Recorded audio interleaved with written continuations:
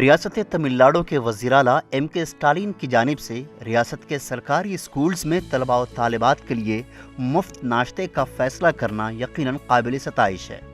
تمل ناڈو کے سرکاری اسکولز میں طلباء و طالبات صبح 8 بجے پرلطف اور تغذیہ بخش ناشتے کا مزہ لے رہے ہیں۔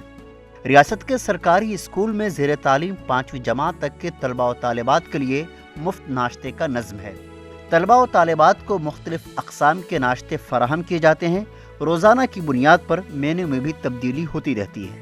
تمل ناڈو کے سرکاری اسکولز میں مفت ناشتہ اور کھانے کا نظم کرنا یہ کوئی نئی بات نہیں ہے، بلکہ اس کی تاریخ 100 سالوں پر مشتمل ہے۔ گزشتہ 1 صدی سے اس روایت پر عمل آوری کی جا رہی ہے۔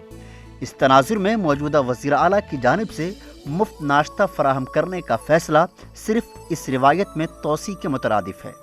1921 میں قائم حکومت کی جانب سے مڈ ڈے میل کو متعارف کرایا گیا تھا۔ اس کے بعد برطانوی حکومت کی جانب سے فنڈز روک دیے گئے تھے۔ ملک کی آزادی کے بعد پھر سے سرکاری اسکولز میں اسے شروع کیا گیا۔ تمل ناڈو نے پہلے ہی نئی تعلیمی پالیسی میں 50% مجموعی اندراج تک پہنچنے کا ہدف حاصل کر لیا ہے۔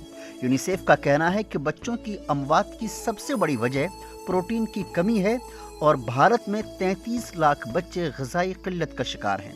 ناشتے کی اسکیم کے ساتھ تمل حکومت کو غذائی قلت سے متعلق مسائل پر قابو پا کر اسکول کے بچوں کے لیے ایک صحت مند مستقبل بنانے کی امید ہے۔